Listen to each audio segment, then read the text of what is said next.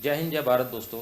मैं कैलाश और आज आपके सामने हम लेकर आए हैं अपना प्रोग्राम, जहां हम मिलवाने वाले हैं एक खास मेहमान से, जो कि पिछले कई वर्षों से भारत में और देश विदेश में एक अच्छा खासा नाम बना चुके हैं और उनकी चौथी पीढ़ी आज देश में कई मरीजों को जीवन दान दे चुकी है, कई लोगों को उनके रोगों से निजात दिला चुके हैं। और हम बात करेंगे आज आयुर्वेदाचार्य डॉक्टर प्रीतपाल बांसल से, जो कि भारत के एक मशहूर नाम क्या हम ब्रांड कहें, डॉक्टर दिलबाग के पोते हैं।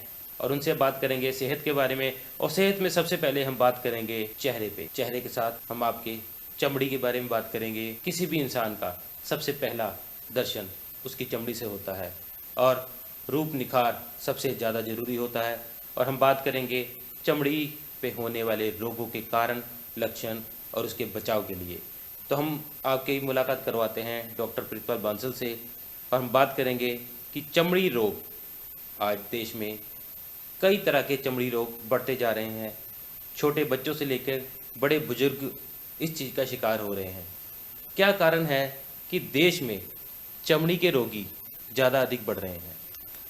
देखिए, सबसे पहले तो सबको प्यार भरी नमस्कार मेरी तरफ से। चमड़ी के ज़्यादातर रोग हैं जो होते हैं अपना हाइजीन नहीं होने से। सबसे ज़्यादा देखा गया रिंग वॉर्म्स, जो इसको हम लूता पंजाबी में कहते हैं या ददरी कहते हैं या दाद कहते हैं। ये एक तरह की फंगल इन्फेक्शन है। ये बहुत ही कॉमन है, खास करके हमारे मज़दूर भाइयों में, जिनका सारा दिन काम धूल मिट्टी में रहता है। तो ये हमारे जो चमड़ी है उस पर धूल मिट्टी के कारण इन्फेक्शन हो जाती है फंगस की, जिसके कारण ये रोग पैदा होता है। चमड़ी के रोग और भी कई तरह के लोग होते हैं। अक्सर लोग सुंदर दिखना चाहते हैं और सुंदर दिखने के लिए त्वचा में निखार जरूरी है, त्वचा में एक आकर्षण जरूरी है। तो उसके लिए क्या करना चाहिए?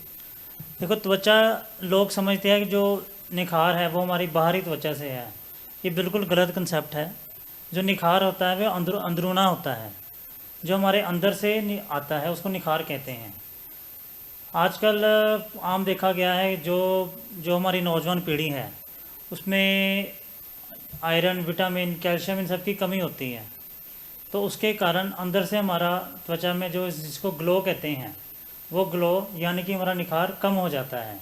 सबसे ज़रूरी है अपना खान पान, अपनी डाइट वो अच्छा करना। तो क्या यही कारण है कि महंगी महंगी क्रीमें लगा के भी चेहरे पे वो निखार नहीं आता जिसके लिए हम कामना करते हैं? देखिए, क्रीम से भी फ़ायदा होता है, पर मेन जो है जैसे 70 जिसको 70% हमारे अंदर से होता है, अंदर से और बाहर से दोनों को हम डॉक्टर दिलबाग क्लिनिक पे ठीक करते हैं। तो हम बात करें त्वचा की, तो त्वचा पे एक खास तरह की और एलर्जी होती है, उसे एलर्जी ही नाम मैं दूंगा, जिससे कि त्वचा में एक खारिश होनी शुरू हो जाती है और वो खारिश ऐसी बढ़ती जाती है।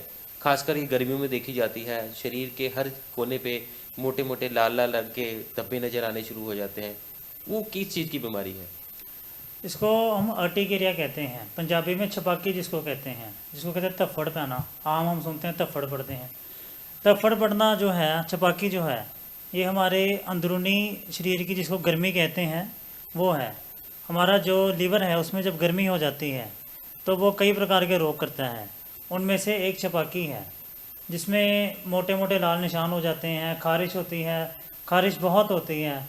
जो रोगी होता है उससे बर्दाश्त नहीं होती खारिश, वो कभी कोई गोली खा ली, कभी कोई गोली खा ली, उसका कोई सफल हल नहीं है। हमारी क्लिनिक पे वो छपाकी का आयुर्वेदिक ढंग से जो हमारी टीम है डॉक्टर्स की, वो एडवाइस करती है, जैसी डाइट एडवाइस करती है और जैसा लाइफस्टाइल एडवाइस करती है।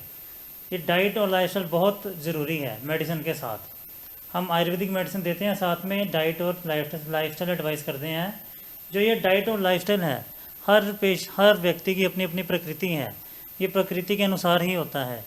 ये डॉक्टर्स जो हैं वही देख के बता सकते हैं कौन से व्यक्ति को किस तरह का आहार लेना है और किस तरह का आहार नहीं लेना है। मतलब आपका कि अपनी डाइट के लिए हम ऑनलाइन या यूट्यूब चैनल पे ना सर्च करें, डॉक्टर से पहले सलाह लें? देखो, जो यूट्यूब वगैरह है वो चलो एक अलग बात है, अपने शरीर को मेंटेन रख दिया, ठीक है। पर अगर किसी को रोग हो गया है तो वो मेरे ख्याल से यूट्यूब से कोई सलूशन नहीं है उसका, क्योंकि हर व्यक्ति की अपनी प्रकृति है। वो आपका एक डॉक्टर ही बता सकता है कि कौन सी प्रकृति वाले इंसान को कौन सा आहार उसके लिए साथ में है। तो बात करें त्वचा की, तो इसका कनेक्शन जैसा कि आपने बताया पेट से है। तो पेट से खान पीन के हिसाब से हमारे त्वचा पर भी असर होता है। तो पेट से और भी कई रोग होते हैं, तो उसका क्या कारण हो जाता है? क्या वो भी खान पीन ही है जिसके कारण पेट में कई बड़े बड़े गंभीर बीमारियां भी पैदा हो जाती हैं? देखिए, जो हमारा शरीर है हमारे आहार से बनता है। जैसा हम आहार खाएंगे वैसा ही हमारा शरीर बनता रहेगा। अगर हम आहार नहीं सही खाएंगे, जो हमारी प्रकृति के विपरीत है, हम वो आहार खाएंगे तो हमको अलग अलग रोग होंगे। उनमें से एक रोग है जिसको संग्रहणी कहते हैं। जैसे कई व्यक्ति खाना खाता है, साथ में उसको वॉशरूम जाना पड़ता है, या खाना खा के पेट में दर्द होती है, या कभी उसका जो मल है वो सख्त आ जाता है, कभी उसका द्रव मल आ जाता है। तो वो संग्रहणी के लक्षण होते हैं। संग्रहणी के भी जो रोगी होते हैं वो बहुत अलग अलग जगह से दवाइयाँ खा चुके होते हैं, पर उनको कोई पक्का हल नहीं होता। आयुर्वेद में जो है संग्रहणी की जो चिकित्सा है वो शरीर की अग्नि को ठीक करना होती है।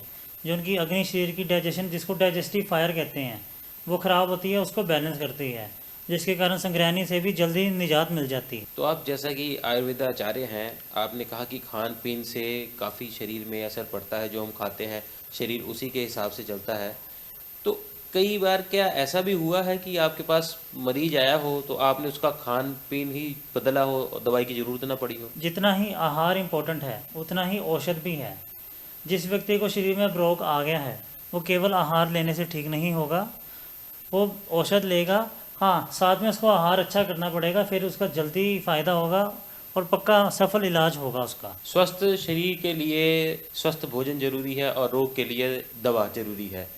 तो हम बात करें शरीर के साथ पेट की, तो पेट से होने वाली और भी गंभीर बीमारियां हैं। जैसा कि हम बात करें बवासीर की, तो ये बीमारी ऐसी है जो कि लोग शर्माते हैं, कई लोग बताते नहीं हैं। बीमारी गंभीर होती जाती है, फिर उसका सही ढंग से इलाज नहीं कर पाते। तो उसका क्या कारण है, या क्या उसका भी सटीक इलाज है आपके पास? बिल्कुल, बवासीर का हमारे बहुत ही वर्षों से हम इसकी चिकित्सा करते हैं।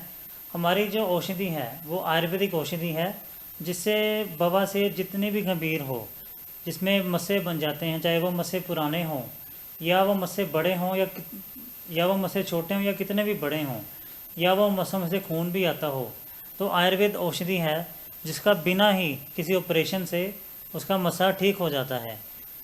कोई भी प्रकार का मस्सा हो तो बिना किसी ऑपरेशन से हम उस मस्से को आयुर्वेदिक औषधि द्वारा ही ठीक करते हैं। तो क्या कारण है कि इतना ज़्यादा शरीर के अंदर जख्म बन जाता है? क्या ऐसा खान पीन, कैसे कि ऐसा खान पीन, वो कौन सा खान पीन है जिससे कि ज़्यादातर ऐसे गंभीर बीमारियां पैदा हो जाती हैं? जो आजकल मुख्य कारण देखा गया है वो है अजीनोमोटो का प्रयोग, जो हमारे फास्ट फूड में प्रयोग करते हैं आजकल। जो अजीनोमोटो होता है वो हमारे नर्वस सिस्टम को इतना अटैच हो जाता है कि व्यक्ति को उसकी लालसा होती रहती है कि हमने वही खाना है।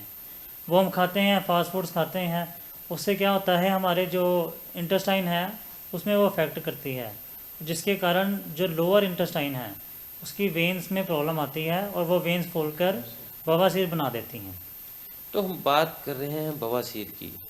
तो बवासीर बीमारी गंभीर भी होती जाती है। आपने कहा हम आयुर्वेद दवाई से उसका इलाज भी कर देते हैं। अब बात आती है खान पीन की।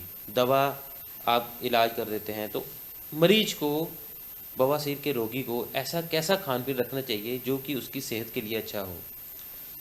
देखो, जो आपने सवाल पूछा, एक बवासीर के रोगी को खान पीन का बहुत महत्व रखना पड़ता है।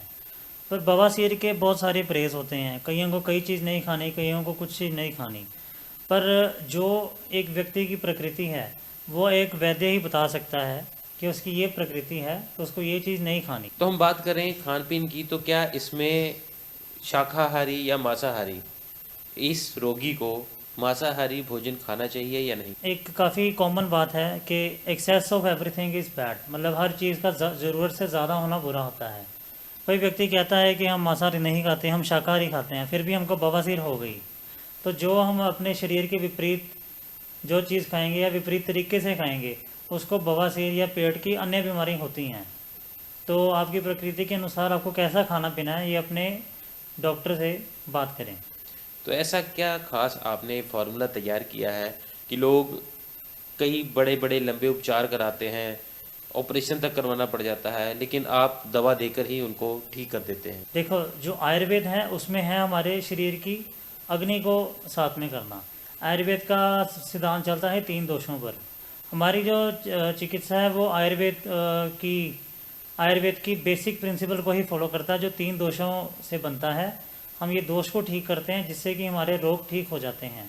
अगर हम आयुर्वेद के जो हमारे आचार्य ने चिकित्सा बताई है उस प्रकार ही चिकित्सा करते हैं तो बड़ा सा बड़ा रोग भी बहुत आसानी से और सफल ठीक हो जाता है। तो डॉक्टर साहब, आपसे एक आखिरी सवाल। आजकल लोग, इंटरनेट का ज़माना है, लोग अपनी बीमारी का खुद ही इलाज करना शुरू कर देते हैं। ज़्यादातर लोग घर का खुद ही वैद्य बन जाते हैं। उनके लिए आप क्या सलाह देना चाहेंगे? तो जैसे हम पहले भी बात कर चुके हैं, हर व्यक्ति की अपनी प्रकृति होती है, तो उसके प्रकृति के अनुसार उसको कौन सी औषधि देनी है। एक रोग की हज़ारों औषधियाँ हैं, पर कौन से रोगी को कौन सी औषधि देनी है ये एक डॉक्टर ही बता सकता है। तो अपने डॉक्टर से सलाह ज़रूर करें। तो ये थे आयुर्वेदाचार्य डॉक्टर प्रीतपाल बांसल, भारत के जाने माने नाम डॉक्टर दिलबाग की चौथी पीढ़ी, जिन्होंने हमें त्वचा की एलर्जी के बारे में बताया और पेट के होने वाले रोग और खान पीन के बारे में बताया। और इन्होंने एक और बड़ी अच्छी बात कही कि हर व्यक्ति की प्रकृति उसकी शरीर के हिसाब से होती है, तो अपना वैद्य खुद ना बने, अपने डॉक्टर से सलाह जरूर लें।